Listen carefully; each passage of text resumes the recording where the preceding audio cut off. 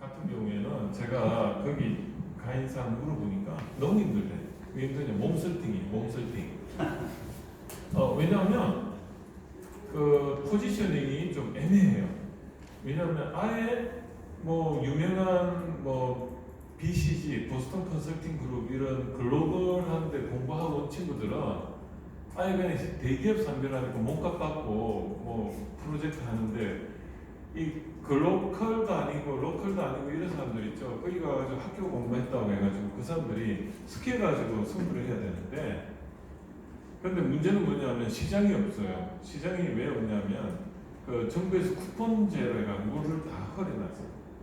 그러니까 너희들 하면은 옛날에는 뭐 7대3 해가지고 3천만짜리 프로젝트면 한 1,000만 원 나라에서 지원해줄게.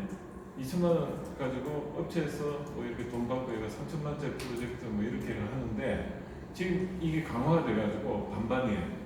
1,500만 원은 우리가 지원해주고 1,500만 원 업체에서 받아라. 그래서 3천만짜리 컨설팅회가 하면은 거기 계획 세웠을 때 제가 그걸 한 2년 하니까 죽다 살아났어요.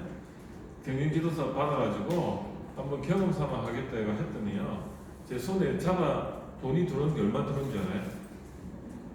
차 떼고 포테니까 200만 원 안 내더라고요. 1년 동안 컨설팅에게 3명이서 붙어가지고 3천만짜리 프로젝트. 왜냐하면 뭐 이런 말 해도 되나 모르겠는데 1,500만 원은 뭐 그 시기 하고 1,500만 원 가지고 3명이서 M분의 1 하는데, 이게 컨설팅이 어떻게 되냐면 3천만 원이 되려면 맨파워가 3천만 원 정도가 들어가야 돼요. 그러면 예를 들어가지고 제 같은 경우 특급이거든요. 특급은 하루 가면은 98만 5천 원이에요. 그 특급 기준이 뭐냐면 해당 분야 컨설팅 경험 15년 이상, 그리고 박사거나 뭐 자격증 중에 좀 1급 자격증 있는 사람 이런 거고, 그 다음에 2급이 또 뭐 그 밑에 이렇게 해가지고 5급까지 있어요. 특급부터 6단계로 되어 있는데 5급은 한 번 가면 20만 원인가, 그리고 한 3급 정도 되면 3, 40만 원, 그리고 이제 1급 되면 한 4, 50만 원, 뭐 그래요. 그래서 그러니까 이 3천만 원을 컨설팅 하려고 하면 세 사람이 하려면은 제 같은 사람이 3명 들어가서 한 번 가면 거의 100만 원이니까 30일 하면 끝나요. 그런데 그렇지 않고 만약에 5급으로 했다 그러면은 한 사람당 한 번 갈 거를 한 4, 5번을 가야 되니까, 제 같은 경우 10일 가면 이 사람은 거의 뭐 한 50일을 가야 되는 거야.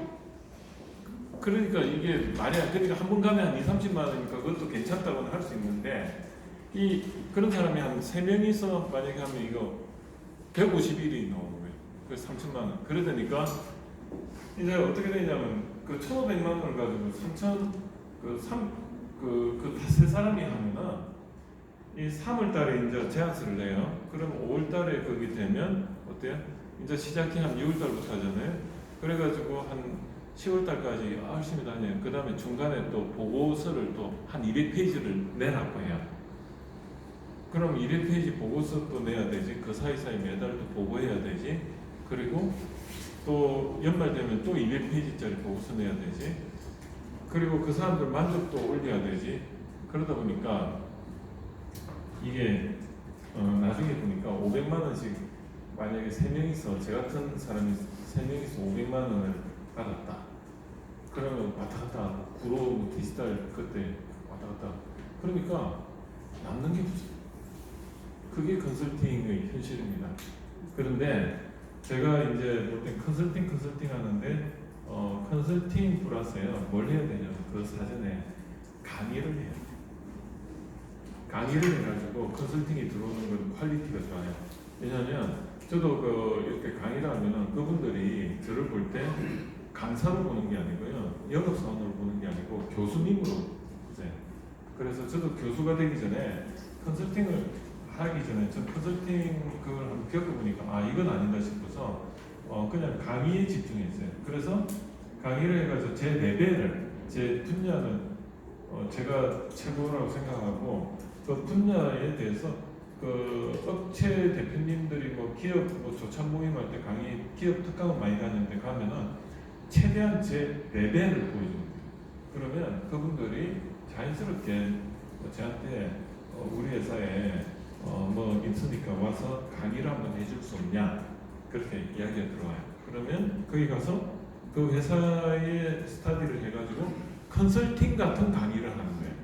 그 회사에 가서 그때 기회거든요. 그래서 가서 그 기업 뒷조사 다 하고 그러니까 그 회사 맞춤형으로 강의를 딱 해주면 컨설팅이 100% 됩니다. 그러면 이제 그 회사가 사장님도 들고 우리 회사가 이렇게 간에 뭐 이런 거 이 사람이 벌써 스타트했네. 그러면 이제 이게 뭐 1,000만 원짜리 되고 2,000만 원짜리 그렇게 해가지고 되는 거예요. 그리고 사업 계획서 만들어줄 수 있냐 만들어주면 그 비용으로 한 500에서 1,000만 원 받고 그런 게 한 달에 한 2건 정도 있으면 월 1,000원 되는 거예요. 그래서 강의로서 돈 버는 게 아니고요. 그런 식으로 해서 컨설팅으로 돈을 버는 거지. 그러니까 이게 결국은 자기를 표현하는 제일 좋은 방법이 강의인 것 같아요. 그리고 두 번째가 컨설팅이 되고 그 다음에 이제 그 업력이 쌓이면 그 다음에 뭐가 되냐면 그 수강 요구 때문에 멘토링이 들어와요. 멘토링이. 그러면 이제 멘토링도 하고 그러다가 이제 조금 이제 자기 스펙이 계속 올라가면 뭐가 되냐면 사업 심사를 다녀요. 그게 그 분야 자기 분야의 사업 심사를 다니다 보면 강의, 컨설팅, 멘토링 심사에다가 출판까지 그러면요 게임 끝이에요. 그래서 포트폴리오가 그렇게 되는데 처음부터 난 컨설팅 해야지 하고 가가지고 막 지식 뽐내고 그런 사람 많아요. 나 잘났는데 하고 막 안 돼요. 그렇게 해가지고 생명이 긴 사람 본 적이 없어요. 그래서 이 포트폴리오가 5개를 하다 보면요 저는 전략이 뭐였냐면 저는 강의, 컨설팅, 멘토링회가 그게 목표가 아니었어요. 저희 목표는 남들한테 50까지는 제가 41살에 창업을 해가지고 50까지는 내 사업에 만족을 못하겠더라고요. 그래서 남의 그런 사업 계획서나 멘토링 이런 걸 통해서 그쪽에 의사잖아요. 회사의 의사잖아요. 그 상대방의 회사의 그 의사가 돼서 그 회사를 고치는 입장에서 하다 보니까 제가 이제 어느 정도 내공이 쌓이니까 이제는 뭘 해도 내 사업을 해도 되겠더라고요. 그래서 그 10년은 저한테는 다른 기업을 들여다볼 수 있는 기회라고 생각했습니다. 그래서 그걸 하다 보니까 저도 이제 어느 정도 기업에 대해서도 그 분야별로 생리를 제가 다 터득을 하게 됐고 커피 분야, 아까도 뭐 커피 이야기 좀 했지만 커피의 기술적인 분야부터 모든 게 이제 밸류 체인을 제가 조금은 파악을 하다 보니까 이제 이게 이제 융합적으로 뭔가 나올 것 같아요. 그래서 제가 51살부터는 이제 제 사업을 할 겁니다. 그래서 제가 좀 더 크게 그러니까 이제 한마디로 기업가 정신이 이제 어느 정도 저도 이제 생긴 거죠. 왜 기업가 정신은 아까 말했듯이 저번 계속 말한 허들이 여러 개가 있는데 그 허들을 미리 예측을 하고 준비를 시키고 그런 거거든요. 그리고 그 단년 과제에 있을 때 어떻게 해결할 건가 그런 판단의 프레임을 칼라를 샤프하게 만들어놔야지 그때 가가지고 스타디 해가지고 판단한다. 그럼 기회 비용이 이제 생기는 거죠. 한 달 동안 회사를 구축해 놓고 판단은 한 달 늦어지면 지금 월급이 1억이 나가버리는 거예요. 1억이 손해인 거예요. 그래서 미리 내가 내 혼자 있을 때 미리 전부 다 그런 경험을 쌓아놔야지 그게 기술이거든요. 그래서 기술이라는 거는 경험 90%, 이론 10%. 그래서 경험적 기술이 가장 중요하고 그거를 이 창업대학원에서 2년 동안 트레이닝을 하시고 또 거기다가 이제 자격을 갖추기 위해서 박사까지 하시고 그래서 이 박사를 딴다는 의미는 아까 말씀드린 그런 거의 핵심입니다. 차별화의 핵심이기 때문에 그것은 자격입니다. 내가 실력이 있는 거는요 박사 졸업하고 나서 실력 갖추는 거예요. 그래서 저는 처음부터 선배님을 잘 만나가지고 그러더라고요. 앉혀놓고 석박사는 네가 공부하는 거야. 단지 여기 와서 할 수 있는 거는 네트워크, 인성 그리고 자기가 좀 손해보더라도 사람들한테 브랜드 포지셔닝 잘할 수 있는 인성 이런 거지 여기 와가지고 지식적으로 뭘 갖추는 거는 평생 갖추는 거고 그 자리가 사람을 만든다고 저도 그 이 자리에 있으니까 죽으라고 공부하게 돼요. 그냥 부끄러워서. 그러다 보니까 여러분들을 이렇게 하기 위해서 제가 습관이 하나 생겼어요. 어떤 습관이냐면 무조건 외우려고 하는 거. 그러다 보니까 여기 와가지고 뭘 하나 말하더라도 뭐 근거에 의해서 말을 하다 보니까 쏙쏙 머리에 들어와요. 희한하죠? 그러다 보니까 한 5배는 학습 효과가 있어요. 그래서 여기 뭐 다 가르치시는 분이시지만 그런 걸 제가 좀 체득을 하다 보니까 저는 20대보다 30대, 30대보다 40대 지금이 더 똑똑해지는 것 같아요. 지금은 제가 또 뭐 하나 공부해볼까 지금 그 생각하고 있어요. 자격 공부, 어려운 자격 공부, 그런 자격 공부도 할 거예요. 그래서 틈만 나면 그 없는 와중에 또 자격 공부할 겁니다. 그래서 제가 모자란 부분이 몇 군데가 있는데 그거에 대해서 하면은 제가 평생 자신감 있게 살 것 같아요. 그래서 그런 부분을 또 공부합니다. 저는 다른 데 가면 또 제가 학생입니다.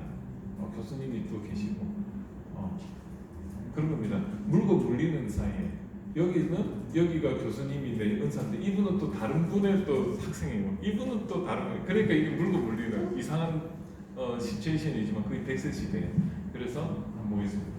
자, 메가 트렌드와 사업 아이템. 이제 제가 왜 오늘 메가 트렌드와 사업 아이템 발굴인데요.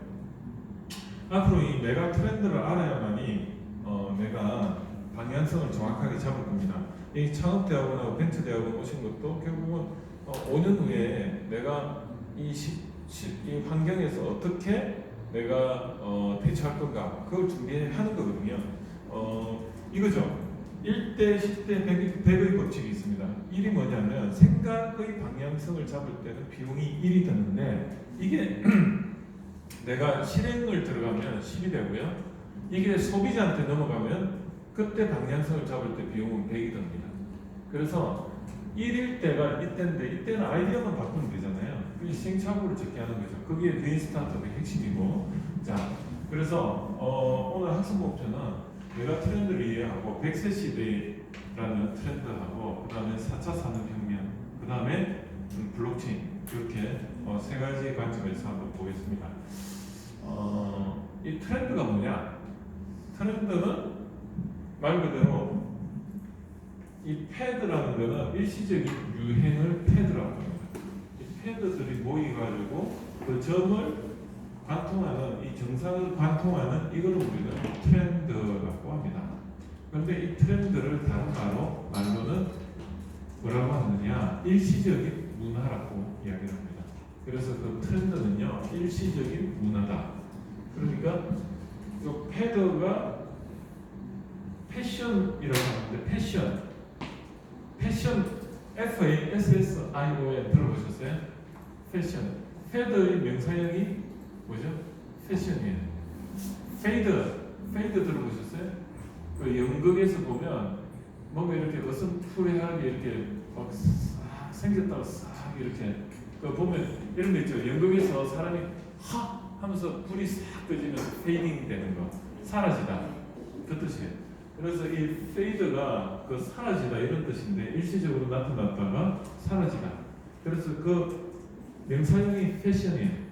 패션 상품, 일시적으로 패션 상품, 감각 있는 상품. 그래서 이것들이 모인 게 어떻게 보면 트렌드인데 여기 있네.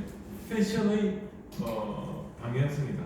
그래서 그렇게 보시면 되고, 그럼 이 트렌드는 하나의 그 일시적인 것들이 모여서 하나의 방향성이 있는 이 사람의 생각의 방식과 그 결과물, 행동 양식 이런 건데 이것들이 왜 중요하냐면 트렌드는 결국 문화예요.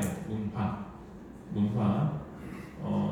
그래서 문화를 우리가 알면은 시장이 보이는 거죠. 예를 들어서 그 어떤 특수한 집단의 문화가 있어요. 그러면 그 집단의 방향성을 알 수가 있지 않습니까? 생각의 방향성을 알면은 어때요? 거기에 맞는 아이템을 발굴을 하면은 어떻게 보면 시장이 만들어지는 거죠. 그래서 우리는 이쪽으로 갈 거라고 생각하고 이렇게 이쪽 방향으로 갈 거라고 이렇게 항상 생각의 그 양식이 그렇게 돼 있는데 갑자기 어떤 제품이 나와가지고 이쪽으로 가시는 것보다는 이렇게 가는 게 재미있어요. 그게 혁신이에요. 제가 커피 내리는 것도 인젝션으로 해가지고 내리니까 어때요? 맛이 있어요. 왜냐하면 커피 알갱이에 알이 가해지니까 거기 고무 탄닌이 섞여 나와가지고 맛이 있었는데 그냥 살랑살랑 이렇게 하니까 고소한 맛과 거의 우리는 그 맛이 그 커피에서 그 뭐죠 이 고소한 냄새 있죠. 그게 제일 표면에 많아요. 그거를 녹여내는 거예요.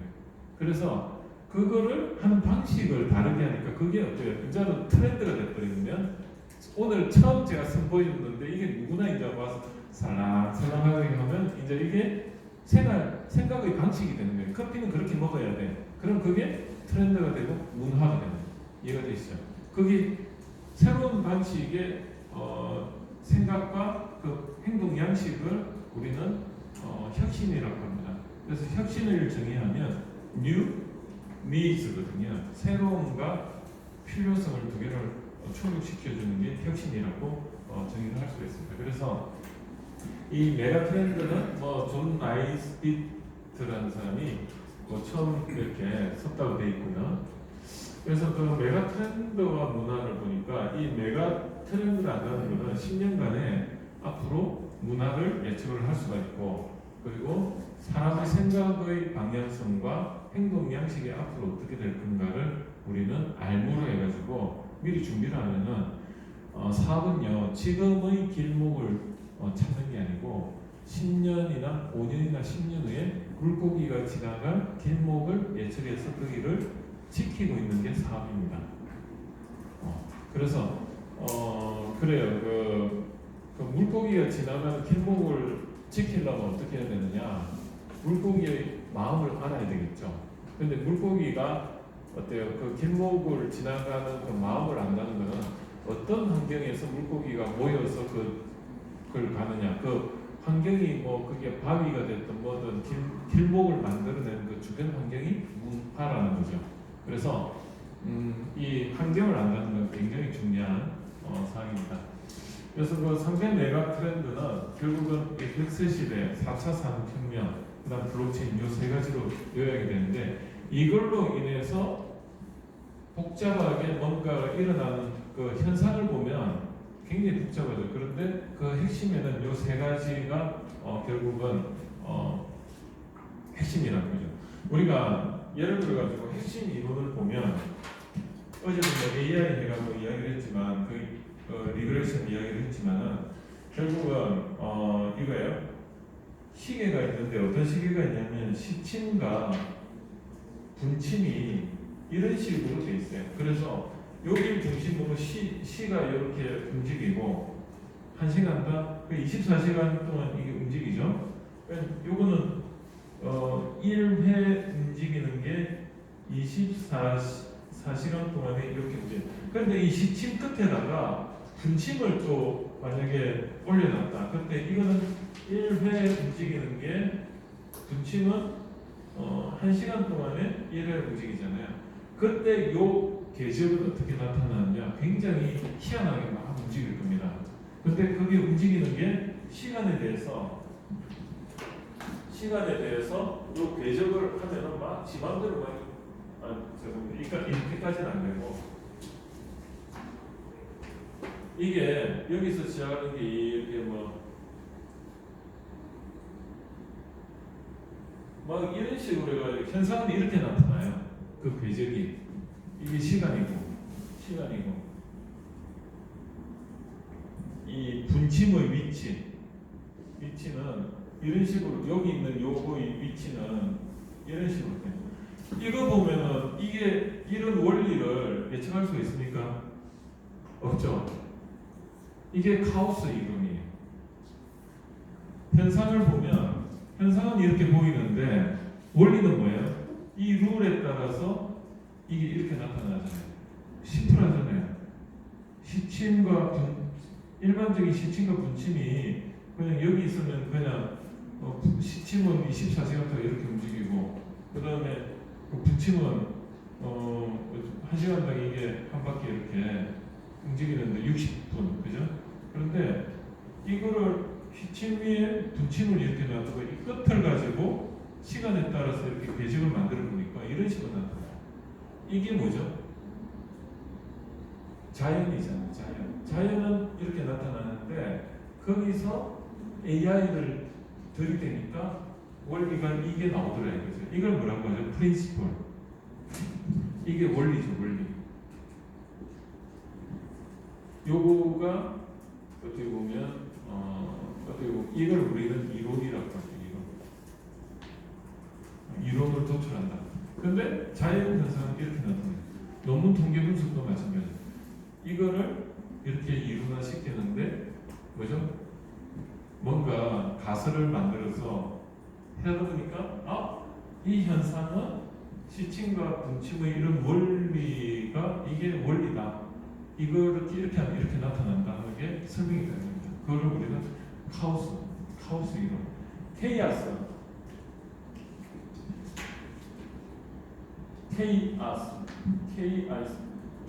뭐죠?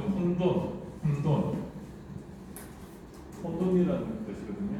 그래서 우주는 카오스예요. 카오스. 혼돈 속에 질서가 있다. 그래서 뭔가 혼돈스럽지만 이 세상이 전부 우리가 보면 뭐죠? 지금 베이비 부머하고 에코 부머라는 그 100세 시대의 트렌드에 따라서 인구 조성에 따라서 집값이 올라갔다 내려갔다 막 그러는데 그 핵심은 인구의 변화가 핵심이더라. 그래서 인구의 변화에 따라서 그 사람들 수요, 니즈가 문화라는 게 나오고 그것 때문에 사실은 지금 벌어지고 있다 이런 것들.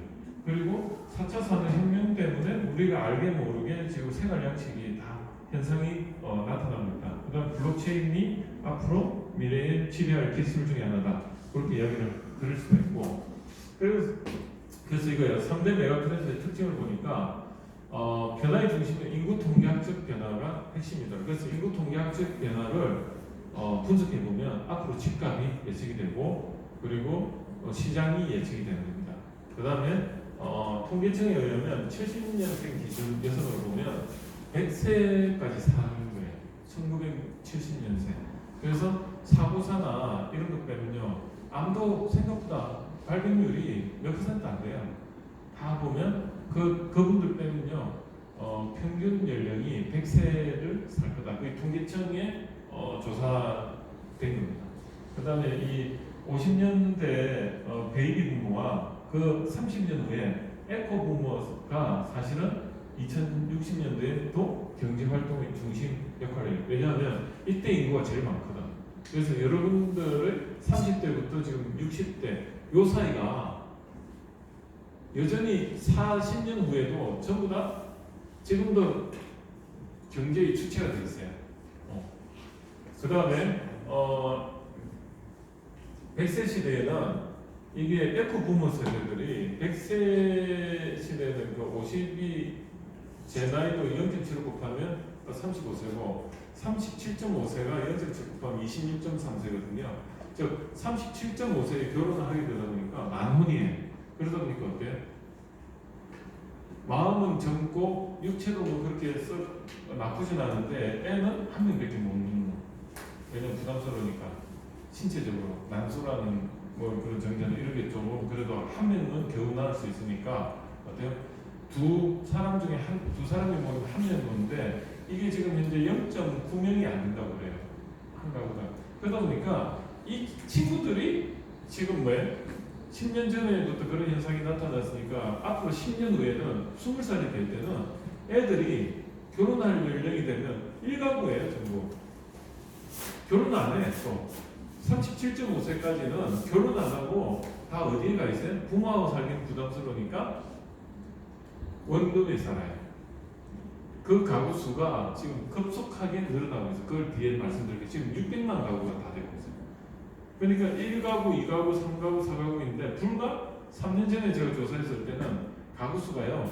1가구 수가 그때만 해도 센세이션 해가지고 1가구가 200만에서 갑자기 400만이 됐다 했는데 지금 600만이 되고 있어요.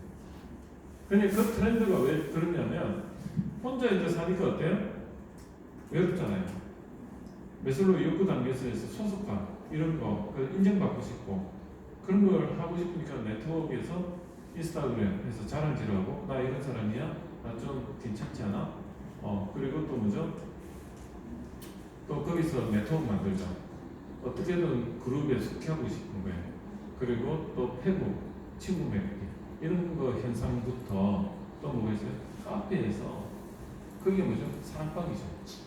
그러니까 앞으로는 위에 올라가면 혼자 사는데 내려와가지고 이런 커뮤니티가 굉장히 수요가 많다는 거예요. 그래서 카페가 망하지 않는 이유가 옛날 카페는 그냥 왓슨볼 뭐 비즈니스 그 공간 역할이었지만 지금 그 사람 생각의 방식이 어떻게 바뀌었습니까? 그냥 그게 하루 종일 노마드, 스마트 워크 같은 스마트폰에 테더링 해놓고 노트북으로 하루 종일 거기서 뭔가를 해요. 그게 앞으로의 트렌드다. 그리고 온라인 시장이 발달하고 강아지 시장이 반려견 혼자 있으니까 이런 것들이 다 100세 시대 때문에 생기는 하나의 이런 겁니다. 현상으로 보이는 건 이게 보이는데 그 이전에는 인구의 그 어떤 삶의 생명의 삶이 길어지는 거죠.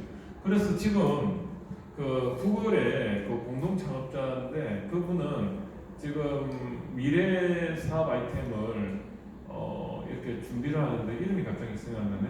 그분은요 알약을 120개를 먹는데요. 그것만 먹고 산대. 돈을 안 아끼고 그 돈이 1년에 10억이던데 10억 동안에 알약만 120개를 매일 먹는 거예요. 근데 왜 그렇게 먹냐 했더니 특이점 시대가 온다. 싱귤레리티라고 하는데 특이점이 뭐냐면 우리가 이렇게 서 있을 때 힘 안 들이고 서 있는 부분을 특이점이라고 해요. 그냥 이렇게 서 있으면 힘들죠.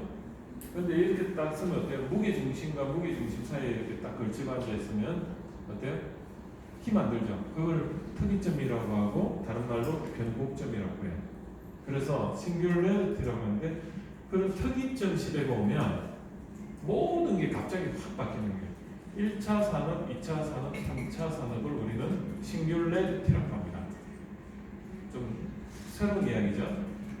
그런데 4차 산업혁명 시대가 지금 특이점 시대에 바로 2016년도부터 그 특이점 시대가 시작돼서 지금 완전히 지금 바뀌고 있어요. 여기 특이점. 근데 우리나라에서 그거를 뭐 그렇겠지 했는데 언제 그게 특이점이 왔냐면 알파고가 이세돌을 이기는 게 그때가 특이점이었어요. 우리나라에서 2016년도가 17년도에. 근데 이 지금 중국의 그 바둑 1위가 누구죠? 갑자기 생각나네. 이 큰일 났네. 예? 그 중국의 바둑 1위가 최근에 펑펑 우는 그런 사진이 공개가 됐어요. 억울하다고. 커제가 요번에 알파고가 아니고요. 알파 제로하고 붙어가지고 박살이 났어요. 알파고는 뭐고 알파 제로는 뭘까요? 이세돌하고 바둑을 했던 애는 알파고였어요. 알파고는 뭐냐면 서버가 다 연결이 돼가지고 클라우드 환경에서 모든 DB를 활용하는 게 알파고의 형태였는데 이제는 그런 DB가 필요가 없어. 거기서 추출한 이 원리만을 가지고 만든 게 알파 제로입니다. 이제 스스로가 이론을 가지고 있기 때문에 프레임을 가지고 있기 때문에 이제 지가 스스로 이론을 만들어내는 단계가 됐어요. 그게 언제냐? 얼마 전이었어요. 이때까지 딥러닝을 해가지고 어제 논문에서도 딥러닝을 통해서 그 리그레션, 회귀 분석을 통해서 그 프린시플을 나타냈는데 지금은요 그게 필요가 없게 됐어요. 이제 지가 스스로 이론을 가지고 생각하는 게 알파 제로예요. 그걸 만들어가지고 커제를 이겼어요. 우는 거예요. 그런데 99점 그 알파고가 99전을 했는데 98선 1패를 했어요. 1패가 누군지 알아요? 이세돌이었어요. 그냥 전성을 한 거예요, 전성을. 그래서 제가 왜 말씀드리냐면 지금 이 특이점이에요. 4차 산업혁명의 싱귤레리티. 그런데 그 구글의 그 미래 연구실을 책임지는 그 사람 생각이 안 나는데 죄송해요. 그 사람이 그 알약을 120알을 먹고 있는데 이 사람은 지금 영생을 추구를 해요. 그런데 그 특이점이 오는 4차 산업혁명 시대 그 이후에 5차 산업혁명이 올 그 시점까지 자기는 살아만 있으면 되는 거예요. 그 특이점이 올 때 자기가 영생을 얻는 그 기술이 개발될 때까지 어때요? 그때까지만 살아 있으면 돼요. 그 다음부터는 근데 그 기술이 개발되기 1년 전에 죽으면 안 되잖아요. 그래서 그 목표는 자기의 그 목표는 뭐냐면 영생을 추구하는 건데 그 특이점이 오는 그 기술이 개발되는 그 시점까지 살아야 돼요. 제가 어떤 느낌이 드냐면 그 성경에서 보면 아브라함이 이제 100세가 다 돼가지고 애를 가지고 뭐 그러잖아요. 그죠? 그게 가능할까요? 지금 가능해진 것 같아요. 뭐냐면 지금은 남자의 정자와 여자의 그 난자를 결합해서 하는데 이 특이점이 오는 시점에는 그냥 채모만 가지고도 그 유전자를 뽑아가지고 자기 애를 만드는 거예요. 그러니까 어느 특정 부위에 그 세포를 이용하는 게 아니고 그냥 그 피부 세포 가지고도 줄기 세포 만들어 가지고 그걸 가지고 이세를 만들어내니까 어때요? 쌍둥이를 만들고 싶으면 쌍둥이를 만들고. 그러니까 한마디로 그게 특이점이에요. 지금 그러니까 제가 생각할 때 제가 지금 50세인데 한 50년 후에는 제가 또 애를 또 가질 수도 있어요. 제가 지금은 돈을 많이 벌어가지고 어디 유산 상속하는 게 고민된다. 그러면 한 명 딱 만들어가지고 그한테 유산 상속시키는 거예요. 그게 특이점이에요. 그게 미래의 한 30-40년 후고 그래서 지금 새로운 창직 창업 로드맵이 앞으로 준비가 되어야 된다. 그래서 창업대학원이 지금보다 더 밸류가 있습니다. 왜냐? 이러한 글을 준비를 시키는 하나의 하와이 같은 곳 이런 곳이 될 것 같고 근데 미래는요 또 하나의 그 트렌드가 뭐냐면 컨텐츠가 앞으로는 산업의 중심이 되는 특이점이 올 때는 지금도 특이점이 오지만 3차 산업혁명 때는 1차부터 3차까지는 그때 특이점이 왔을 때는 뭐죠? 1차, 2차 산업혁명 때는 어떻게 보면 노동력의 세련화라고 보시면 돼요. 그러니까 기계가 개발이 된 걸로 해가지고 전부 기계 노동력에 대체가 되다 보니까 그때 특이점이 왔을 때 사람들이 노동으로부터 해방이라고 생각을 안 하고 그때는 해고라고 생각해가지고 그때 폭동이 일어나고 그랬답니다. 우리가 할 게 없다. 그런데 지금 더 잘 살잖아요. 그래서 3차 산업혁명 때는 정신적으로 어때요? 정신적으로 프로그래밍이라는 게 이제 할 수가 있으니까 어떻게 보면 이제 정신적인 노동으로부터 해방인데 이 4차 산업혁명 때는 고급적인 노동, 정신 노동의 해방이에요.